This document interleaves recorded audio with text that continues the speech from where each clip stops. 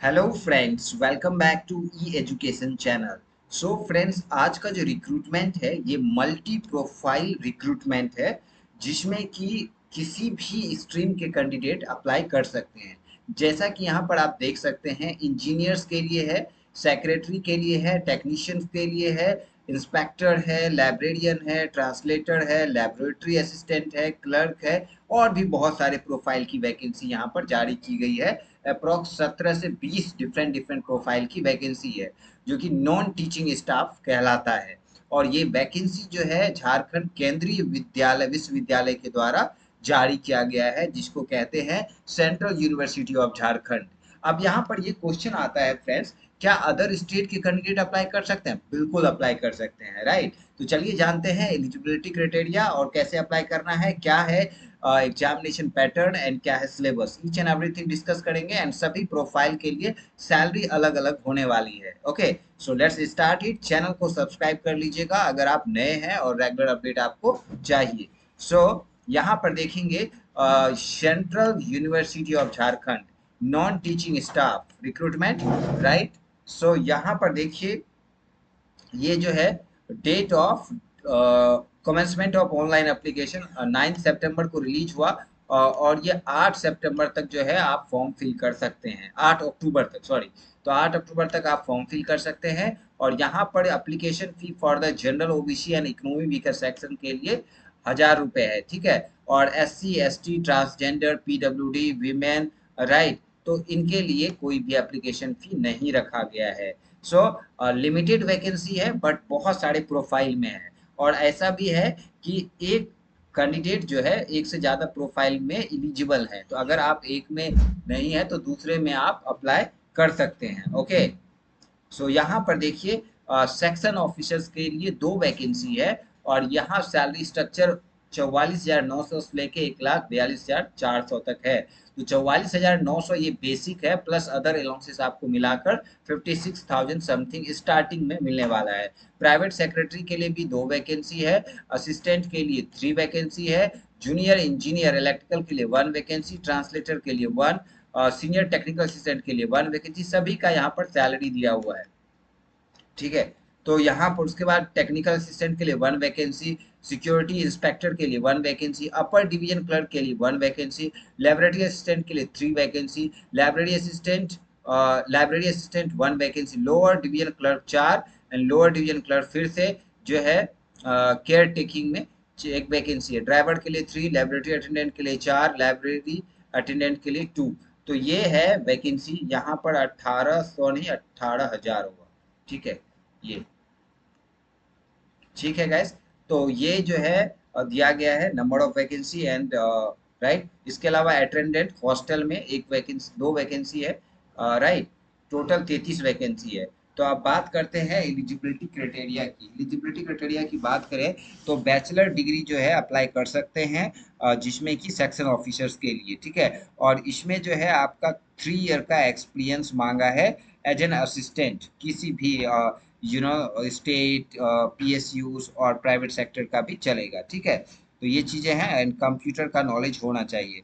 और probation period 2 साल का है, फिर आपको ऑन रोल कर दिया जाएगा। सभी प्रोफाइल में 2 साल जॉब करना, 2 साल का प्रोबेशन होगा तब आपको ऑन रोल किया जाएगा, तब परमानेंट जॉब होगा, ठीक है। लेकिन ये परमानेंट जॉब है। प्राइवेट सेक्रेटरी है ना, 2 वैकेंसी है, इसमें बैचलर डिग्री कैंडिडेट अप्लाई करेंगे, इसमें 3 साल का एक्सपीरियंस मांगा है, राइट। हिंदी इंग्लिश में स्टेनोग्राफी का स्पीड 120 वर्ड पर मिनट होना चाहिए इंग्लिश में, और 100 वर्ड पर मिनट हिंदी में। अगर इंग्लिश आता है तो फाइन, अगर हिंदी आता है तो फाइन, अगर दोनों आता है तो भी फाइन, ठीक है। तो अब यहाँ पर typing test 35 word per minute English और 30 word per minute in Hindi, ठीक है। अब यहाँ पर देखिए, लाइक अब यहाँ पर जो है डिटेक्शन, रॉन्ग वर्ड डिटेक्शन का है, तो 120 वर्ड पर मिनट को आपको जो है टेस्टिंग के लिए दिया जाएगा। और 50 मिनट में इंग्लिश और 60 मिनट हिंदी में आपको ट्रांसक्रिप्शन, मतलब जितनी गलतियां हैं वो पकड़ना होगा, ठीक है। तीसरा है असिस्टेंट के लिए 35 साल एज मैक्सिमम रखा गया है। कोई भी बैचलर डिग्री रहेगा, 3 साल का एक्सपीरियंस, अपर डिवीजन क्लर्क के तौर पे आपने काम किया हो, ठीक है। और उसके बाद जूनियर इंजीनियर के लिए बीटेक कैंडिडेट या डिप्लोमा कैंडिडेट अप्लाई कर सकते हैं, ठीक है। अब यहाँ पर नेक्स्ट है आपका हिंदी ट्रांसलेटर, मास्टर डिग्री होना चाहिए हिंदी में या इंग्लिश में, ठीक है, तो आप अप्लाई कर सकते हैं। कोई भी एक्सपीरियंस इन सब में नहीं मांगा है, ठीक है। इसके अलावा सीनियर टेक्निकल असिस्टेंट, बीटेक चाहिए किसी भी कंप्यूटर साइंस में या you know like tech IT में, राइट, तो वो अप्लाई कर सकते हैं। या मास्टर डिग्री चाहिए कंप्यूटर साइंस टेक्नोलॉजी या एमसीए कैंडिडेट अप्लाई कर सकते हैं। एटलीस्ट 2 ईयर का एक्सपीरियंस चाहिए, ठीक है। अब यहाँ पर देखिए नेक्स्ट क्या है, टेक्निकल असिस्टेंट। टेक्निकल असिस्टेंट में यहाँ पर आप देखेंगे गैस, बैचलर डिग्री चाहिए कंप्यूटर साइंस से, राइट, तो आप अप्लाई कर सकते हैं। नेक्स्ट है सिक्योरिटी इंस्पेक्टर। इंस्पेक्टर इसमें बैचलर डिग्री चाहिए किसी भी स्ट्रीम से, तो आप अप्लाई कर सकते हैं। इसके अलावा लोअर डिवीजन क्लर्क है, कोई भी बैचलर डिग्री अप्लाई कर सकता है। 35 वर्ड पर मिनट आपका टाइपिंग स्पीड होना चाहिए। लेबोरेटरी असिस्टेंट, लेबोरेटरी असिस्टेंट में आप देखेंगे यहाँ पर क्या है, बीएससी कैंडिडेट चाहिए 55% मार्क्स के साथ, तो आप अप्लाई कर सकते हैं, कोई भी एक्सपीरियंस नहीं मांगा है। दूसरा यहाँ पर दिया गया है इंजीनियरिंग टेक्नोलॉजी, 3 ईयर का जो है डिप्लोमा चाहिए सिविल इलेक्ट्रिकल मैकेनिकल में, तो आप इसमें अप्लाई कर सकते हैं। लेबोरेटरी असिस्टेंट में एक वैकेंसी है, ठीक है। यहाँ पर कंप्यूटर में कंप्यूटर स्ट्रीम में 1 वैकेंसी, 3 वैकेंसी है इसमें, ठीक है। लाइब्रेरी असिस्टेंट बैचलर डिग्री चाहिए लाइब्रेरी एंड इंफॉर्मेशन साइंस में।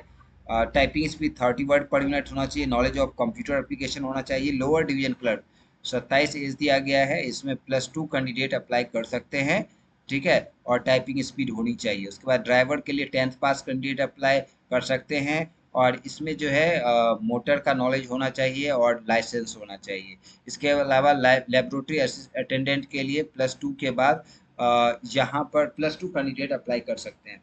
इसके अलावा लाइब्रेरी अटेंडेंट के लिए +2 के बाद यहाँ पर एक सर्टिफिकेट चाहिए लाइब्रेरी साइंस का, बेसिक कंप्यूटर नॉलेज चाहिए। अटेंडेंट में 10th पास कैंडिडेट अप्लाई कर सकते हैं या आईटीआई कैंडिडेट अप्लाई कर सकते हैं, ठीक है। और 2 साल का इसमें हॉस्टल और कैंटीन का जो है एक्सपीरियंस होना चाहिए, ठीक है। ये था। अब नाउ इसमें जो है सिलेबस की बात करें एग्जामिनेशन पैटर्न की, तो एग्जामिनेशन पैटर्न में आपका यहाँ पर 100 नंबर का एग्जाम होगा, राइट, और 100 नंबर के एग्जाम में आपका पूछा जाएगा।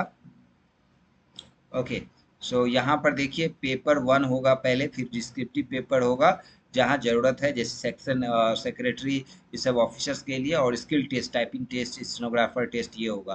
तो इसमें पूछा जाएगा, 100 नंबर का एग्जाम रहेगा।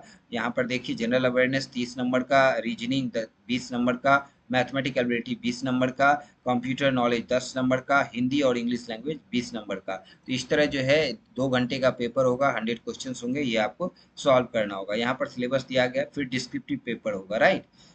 डिस्क्रिप्टिव पेपर सभी के लिए नहीं रहेगा, सिर्फ ए ग्रेड के लिए रहेगा। Okay, so good luck guys, मिलते हैं नए वैकेंसी के साथ। Thanks for watching this video, thank you.